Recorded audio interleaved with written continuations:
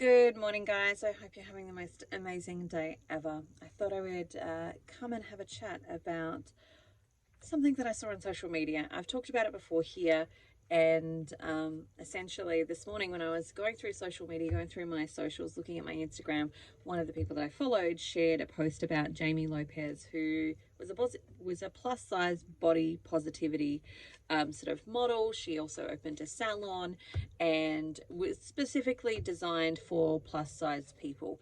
And she had a show about it, so they filmed her and so on. So she passed away at the age 37 from heart complications, and this happened about 4 months ago. So this morning I was scrolling through social media and I saw this there, and when I saw it, I was sad on so many levels. And I will share what I mean by that, because I see that this happens with so many different topics within our world, that there's a this side and a that side. And unfortunately, a lot of people don't look at the in-between. They're either on this side or they're on that side. And when I was looking at this, and I've spoken about it on here before, about the plus size movement and the body positivity movement, I think the challenge is, right, I am somebody who's plus size. I still am plus size. I've lost 40 kilos, but I'm still plus size. So I personally am plus size. I have lost 40 kilos, which is about 88 pounds. I am still plus size. I am not yet of normal size, in the sense of, like, I'm not there yet. I've still got about probably another 20 kilos to start to get into what people would consider in the normal size range. I've still got probably 20 kilos. My ideal weight is still about 40 kilos away, so another 88 pounds away. So anywhere between another 40 to 88 pounds would get me into that space of the normal size. And what people would consider normal size. So for those of you who want some clothing style references, I'm around a 20 to an 18. So some clothes I'm in 18, sometimes I'm still in a 20, but that's roughly where I'm at this point in time. So I'm not yet into like 16, 14, 12 type of sizes. That's where I want to get. I'm working really hard to get there by making the transformations and the changes in my life in order to be able to try and achieve those goals. But one of the things that I see is that in order for me to have gotten to this place, one of the things that I had to do within my long-term journey was to start to accept me, was to start to go, you know what? I'm just going to love me anyway. Even though I don't look like that, even though I'm not where I want to be, I'm actually going to love me anyway. And within that space of loving me anyway, I've then been able to start to create the momentum and take the actions that emulate somebody who loves themselves. So in order to take the actions of somebody who loves themselves, I first had to decide to love myself. Now, I'm sure that my pathway is not the only pathway. I'm sure other people have found other pathways. So for example, they may have taken the action and then fallen in love with themselves. And I fall more in love with myself the more I take the actions, and the more I develop trust within myself, the more I take the actions. But it all really started with this place of me just deciding that I'm freaking awesome, I'm amazing, I'm wonderful, I'm all of the things, and I am allowed to be those things, and essentially then start to take the action. And it required me to start to do some of the mindset work as well, and start to do some of the stuff around my own mindset and how I think and feel about myself, like the thoughts that I would say to myself. Now, I shared this from that space of remembering as a 12-year-old walking the streets of my local area at that point in time, coming back from a friend's house and so on, and having this really strong, firm belief that I was grotesque and people shouldn't have to look at me, that people shouldn't have to see me, that I was an insult to their eyes. Like, that's how I believed and thought about myself as a 12-year-old, that I was an insult to their eyes, and it was offensive that they needed to look at me, that they needed to see me because of being overweight. And of course, you know, as we start to reflect, and, you know, many of my fellow colleagues as well as clients will actually share this as well, that when they look back at photos of themselves at that point in time, in that point in their life, they maybe had a little bit of puppy fat. Like, they really weren't mega obese people generally. Some of them maybe were, but generally speaking, majority weren't. So majority of people who have gone through a similar type of thing, again, when they look back at those photos, they realize that they weren't what they thought they were at that point in time. And there's this catch-22 that kind of happens, in that maybe they were a little bit overweight. I was a little bit overweight. I definitely had a pot belly, right? But I wasn't like mega obese Michelin man type of person. That's not who I was. I was reasonably fit and healthy and well, in the sense that I was far more active than majority of my classmates. Like, I competed in competitive sports. I had medals and trophies and all of the things from the sports that I had actually been in and been training for. And I, you know, trained at least twice a week, especially when we got up into some of the higher levels of competition. And so what I'm really wanting to say here is that sometimes these messages that we get become self-fulfilling prophecies. So this message of me being grotesque was a self-fulfilling prophecy, that I was not as skinny as the other girls, and I took that away to mean that I was ugly, that I was worthless, that I was all of these things. And then I started to model that for myself. I started to emulate that for myself and create that as my actual reality, which is exactly what I see a lot of my clients actually do. And so when I'm looking at this story with Jamie Lopez, one of the things that comes up for me is that there is a whole movement of people who have never actually been overweight or never actually been obese or morbidly obese, that have some commentary on what other people should be doing, how they should be looking, etc., etc. And the commentary is often very uneducated, in the sense that it comes from people who have never had a weight problem, never struggled with a weight problem, never struggled with an addiction of anything in their life, never had to overcome an addiction of anything in their life, and therefore make assumptions that are not necessarily true and accurate. And because their assumptions are not necessarily true and accurate, there is this oversimplification of what goes into it. So for example, you know, often what I'll hear from a lot of these people is just eat less and move more. And it's not as simple as that. It's not as simple as that for many, many different reasons. One of which is this self-fulfilling prophecy sort of space that we move into. The other part of it is we've got to understand hormones, and your doctor is not really going to help you understand those unless you happen to have like a functional medicine practitioner or somebody who has started to go deeper and re-educated themselves and educated themselves even more as to the roles of hormones when it comes to weight gain and what's going on there. So they need to understand, how does insulin resistance work? How does diabetes work? And they've been given a lot of false information. Like, I had a client this week say to me that she went to a nutritionist who said that every person needs a minimum of 200 grams of carbohydrates a day. I'm like, what the heck? That's one, not true. You can live without carbohydrates. You do not need carbohydrates to live. And two, 200 is a lot. 200 is 10 times what somebody who's trying to get into ketosis should be consuming on a daily basis in order to actually switch their body over to being a fat burner and to get into ketosis and have ketones fuel their actual body. Like, it's 10 times that. 20 grams and under 20 grams is what we're really aiming for, especially in those early stages of getting into ketosis and developing a really strong metabolic flexibility to be able to tap into fat as a food source and a fuel source. Like, so 10 times, that is huge.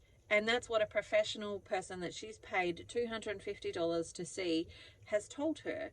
And she's got diabetes, so therefore she can't do anything about it because she can't remove the carbohydrates, because those carbohydrates are necessary for life, which is what she's been told by her doctor and her nutritionist. Like, it's just not the truth.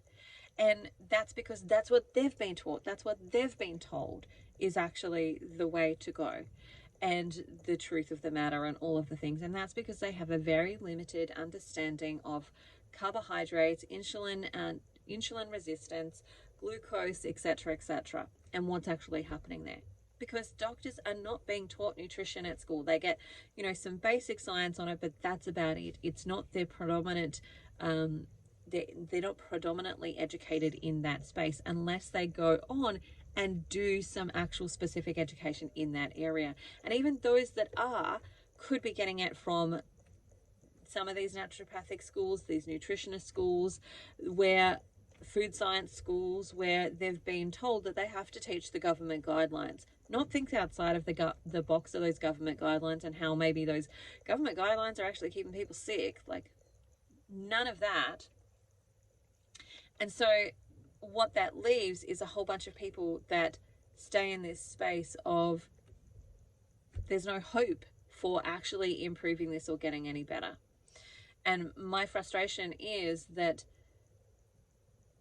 I think in some ways the body positivity movement has pushed too far to make obesity sexy and to negate and say, oh, look, you can be healthy and obese. And the truth is, you really can't. You really can't be healthy and obese at the same time. Like, you can get healthier in your obesity, but you can't be healthy and obese. Just like you can't be an anorexic and be healthy. Like, the pendulum swings both ways. You can't be anorexic and healthy. But we use this limited thinking to actually cancel out the other. So we say, well, look, you can't be healthy as an anorexic, or, you wouldn't say this to somebody who's anorexic, and, maybe we should be. And on the other part of that, because there's all sorts of videos, right? There's all sorts of videos about body positivity and fat shaming and fat phobia. So there's videos around, like, I've seen videos that said, if you're trying to lose weight so that you can love yourself more, or you can, like yourself more, or any of those types of things, then you're fat phobic. You're part of the problem. And I'm like, no, that's not the truth. You can lose weight and not be fat phobic. I'm not afraid of fat. I eat plenty of it, right? That's how I actually am losing fat, is by eating plenty of it. But it's not healthy to stay in this space. And what I want is to be a healthy version of me. What I want is to be the most healthiest version of me, so that I can have the most healthiest version of my life that I can actually have. And by giving out this message that if you're trying to lose weight, that you're fat shaming and that you are a part of the problem and that you're fat phobic and all of this garbage, like, it actually doesn't help people. It doesn't empower people, and it doesn't solve the problem. And the same is true on the vice versa. Just eat less and move more. Comes from the limited understanding of what actually goes into being obese and being overweight. And a lot of that is emotional, physical, and spiritual pain. So there's often some physical implications. So something physically might have happened to you. You've also got some biochemistry that's out of balance. You've also got some stuff that you're fighting against. So for example, if you've got insulin resistance, right? And you go on a water fast, so you essentially stop eating and you just have water, you will lose some weight. But what you're most likely going to lose is subcutaneous weight, but you're not likely to lose your visceral weight, which is the weight that the fat that's actually around the organs that releases hormones that it's stored up and causes actual significant health problems. You're not likely to lose that weight because you can't tap into it. So once you've used up a percentage of your subcutaneous weight, your body's not going to be able to tap into that extra fat. And so you move into starvation mode. And in starvation mode, what happens is you start to break down your muscles as a food source. So your body will take your muscles and turn them into glycogen instead of taking your fat and turning it into ketones. because there's insulin resistance there, and you are literally fighting your biochemistry when you are trying to do weight loss that way. You're literally fighting your biochemistry. And this is what I see with people who say go keto, and they think that they're in ketosis, but they're not testing their blood glucose. They're not testing their ketones, but they're just going on the assumption that they're in ketosis, when actually what's happening is that they're just eating not enough carbs, or they're not enough carbs. What I mean is they're just not eating carbs and assuming that that's getting them into ketosis, which is actually not the truth. If you've got a healthy metabolic system, not eating carbs, you will get into ketosis.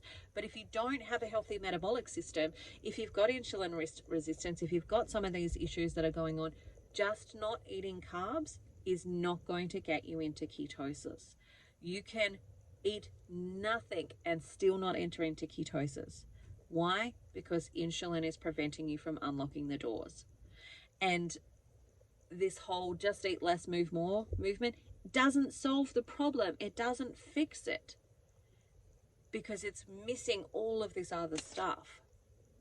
And so this oversimplification on this one side just brings more shame, because what happens is that women then start to go, well, I'm not worthy of food. Like, I'm so grotesque, I'm so disgusting, I'm not worthy of food. I will just starve myself. I can't justify feeding myself. I can't justify those things. And then there's this internal fight of like, I'm starving, and your biology calling out, screaming out for food, but you are willpowering yourself not to have the food. And then what happens is at some point you succumb. It's kind of like holding your breath until you pass out. Like, if you hold your breath, and you can hold your breath and not breathe to the point where you actually pass out. Once you pass out and you you move from consciously holding that breath and not breathing, your body goes into automatic reaction, which is once you've passed out, you breathe again. And that's what happens for people who are starving themselves in order to lose weight, is that at some point they pass out. Now, that pass out might not actually be a physical passing out, but they get to the point where they can't keep going anymore. And then they binge eat. So they go to the opposite extreme where they've not been eating. So now they binge eat, and they're binge eating from high carbohydrate foods, things that are going to actually get them into a deeper cycle of insulin resistance and blood glucose issues. And what is not understood is that it becomes this internal fight. Willpower will only last so long. It only has the ability to go so far, and eventually you'll pass out. Your willpower won't last. And then what happens? The psychological game. Look at me. I'm so grotesque. I am gluttonous. I am blah, blah, blah. There's a lot of I am statements. And when we start to make I am statements, that's us proclaiming who we actually are. It's us creating self-fulfilling prophecies. We're literally prophesying over ourselves when we say these things. I'm a failure. I couldn't even do that right. Like, there's all of these terms that we say to ourselves, and these proclamations that we make, these I am statements that then psychologically get into our brain. So what's the point in trying? Because I am gluttonous. I am blah, blah, blah. And at some point, you either continue this battle of fighting with yourself and shaming yourself, or you're going, you know what, I'm just celebrating that I'm a glutton. You know what, I'm just going to embrace it. I'm going to embrace that I'm gluttonous, and I'm just going to eat as much as I want to eat, and I'm not going to have the shame with it.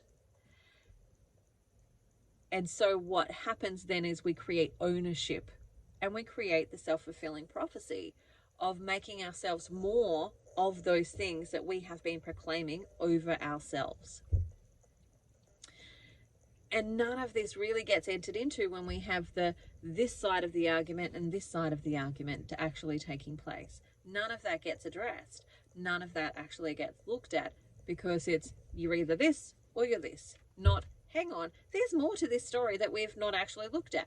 We've not actually educated the population about how important hormones are and what's happening and how to fix them and how to address them. We're not actually educating young people about any of this stuff. We actually have got a whole system that is designed for food education to destroy you.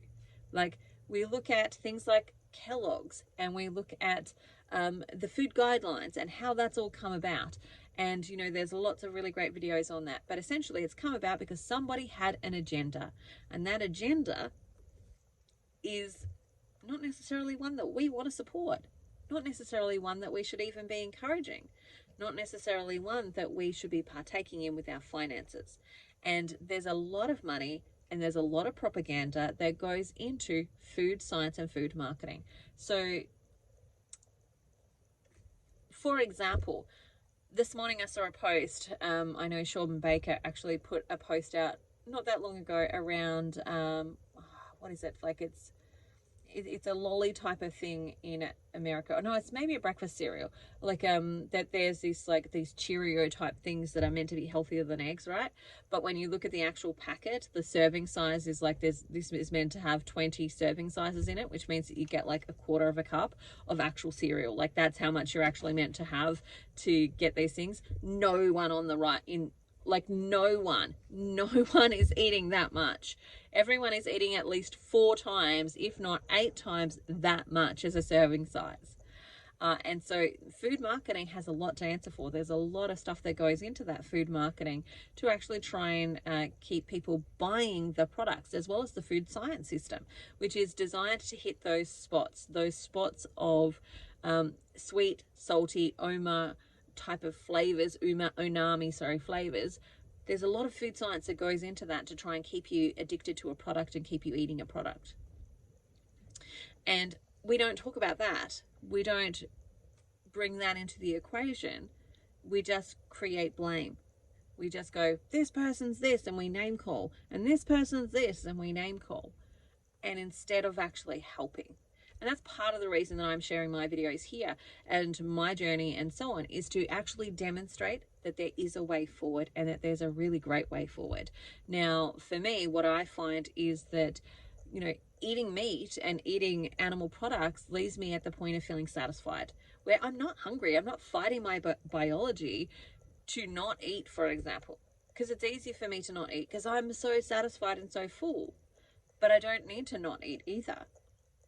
But also, it's part of the reason that I'm talking about, you know, insulin resistance. I'm doing a whole webinar on, like, the blood chemistry of weight loss. Like, you know, I'm doing these things to actually start to try and educate people on how they can change their biochemistry, which will help them move past the physical limitations of weight loss so that they can then be more focused on the emotional and spiritual obstacles that are in the way of weight loss, so that we can overcome the addiction, so that we can overcome the stories and the self-fulfilling prophecies that we have created, and the shame and all of that type of stuff, and actually heal and clean and move through those types of emotions.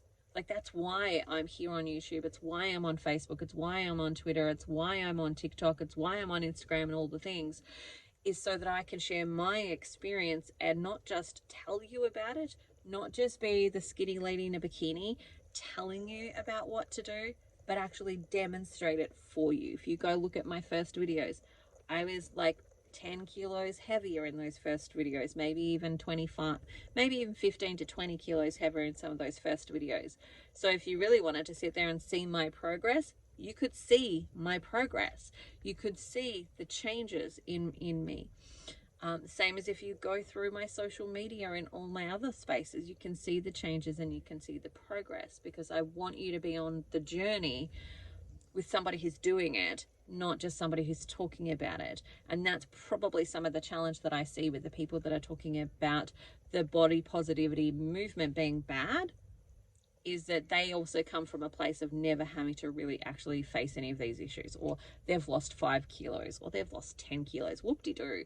Like, whoop-de-doo. That's like not much. Maybe that's 20 pounds. Come over to my field and let's play the game where you've lost 88 pounds or 40 kilos and you've still got that in front of you.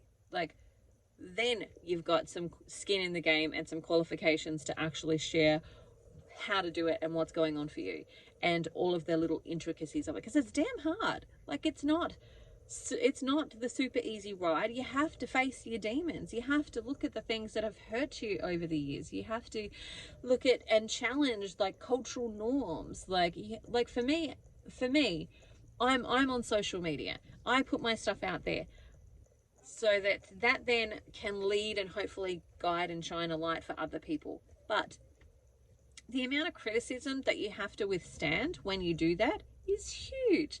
Like the amount of death wishes I essentially get given by people going, oh, you're going to die. Like people pronouncing death over me.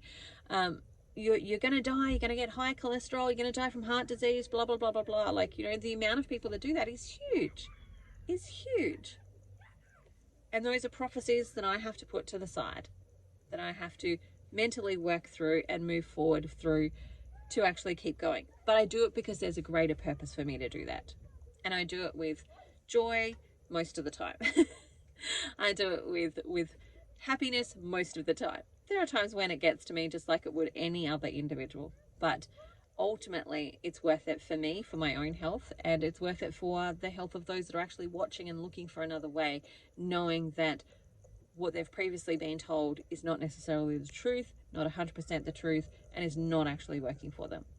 So that's part of why I share here. Anyway, that's my little rant. It's not been little. It's probably been long by the time all these little bits get put together. It's probably been a long rant, but it is one that annoys me because I feel like we're not able to enter into the real conversation of what actually works together to create weight gain. And some of that is financial. Some of that is financial. You know, for example, if I didn't have money to feed my family right now, where would we go? We would go to the Salvation Army, or we would go to any place that's like that. And what would happen is they would have a pantry, and we would get things like Wheat Bix, biscuits, basically rice, pasta, carbohydrates. That's what we would be given to actually help us thrive. But that's the thing that would actually make us sick. And they are survival foods. They keep you alive when there's famine. They keep you alive. They're survival foods. They're not thrival foods. And so that cycle, if you're in poverty, can be really hard to break out of. And it takes some dynamic thinking to work out how to do it.